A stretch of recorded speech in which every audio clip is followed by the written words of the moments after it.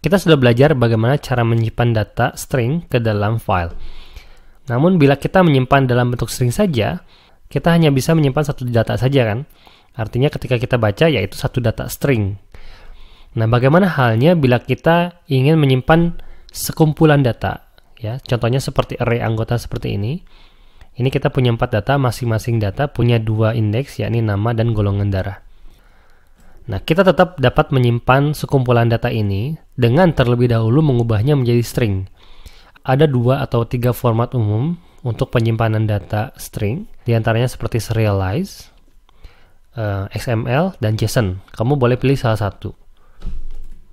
Saya akan menjelaskan 2 jenis data saja, yakni serialize dan JSON ya, karena itu cenderung lebih mudah untuk kita buat, karena hanya memerlukan satu fungsi saja untuk mengubah dari array ke dalam bentuk string. Untuk mengubah array ke dalam bentuk serialize, kita gunakan fungsi serialize. Kita masukkan variabel array-nya ke dalam parameter pertama serialize. Nah, bentuknya akan jadi seperti ini. Ya. Nampaknya agak berantakan ya, tapi sebenarnya ini memang bukan untuk konsumsi kita sebagai manusia, ini untuk konsumsi penyimpanan data dan untuk konsumsi mesin lah ya. Dan karena bentuknya sudah menjadi string, dan karena bentuknya sekarang sudah string, kita bisa langsung simpan ke dalam file. Keuntungannya, bila kita rubah ke dalam bentuk serialize, manakala nanti kita simpan ke dalam file, kemudian kita nanti sewaktu-waktu baca lagi dari file, kita bisa rubah lagi ke dalam bentuk array. Sehingga kita bisa proses lebih lanjut satu persatu datanya, secara otomatis. Nah, contohnya saya akan simpan data ini, hasil dari serialize, kemudian kita simpan ke dalam file. Saya gunakan fungsi file put content. Kita akan simpan ke dalam file dengan nama data.txt. Kamu boleh menggunakan nama file apa saja, misalnya data.db atau data.tony gitu, ekstensi kamu sendiri bebas lah ya. Karena filenya file teks, secara umum saya akan menggunakan file.txt. Kita akan masukkan string data serialize ke dalam file tersebut. Nah, bila saya jalankan programnya, dia akan menyimpan ke dalam file data.txt, dan bila kita lihat, nah, dia sudah tersimpan ke dalam file. Bentuknya serialize seperti ini. Oke. Untuk membuktikan bahwasanya dia bisa dibaca dan dirubah lagi ke dalam bentuk array, kita akan coba ya. Saya akan membuat variabel output untuk membaca file data tadi ya, menggunakan fungsi file getContent. Nama filenya data.txt. Kita cek. Nah, ini adalah string yang kita dapatkan dari hasil pembacaan file data.txt.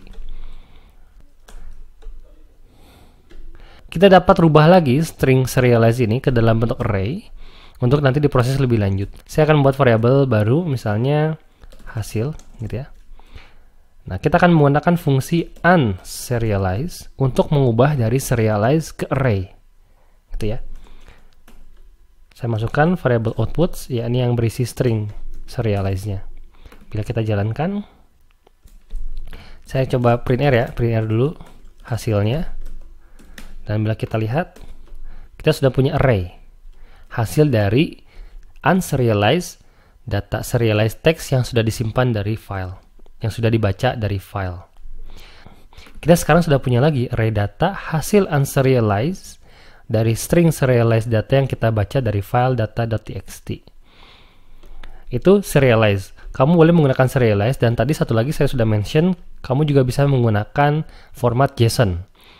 JSON singkatan dari JavaScript Object Notation, karena memang bentuknya mirip objek di JavaScript.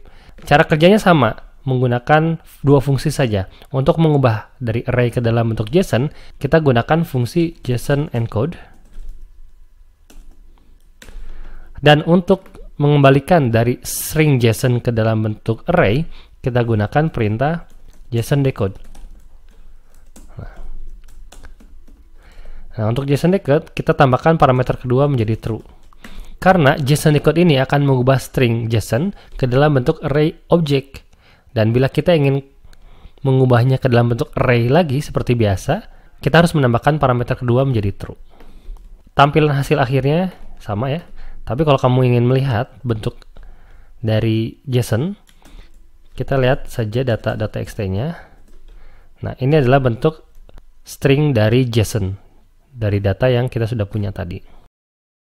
Kamu tinggal pilih saja mau menggunakan serialize atau JSON, dua-duanya dapat kamu gunakan untuk menyimpan data array ke dalam file.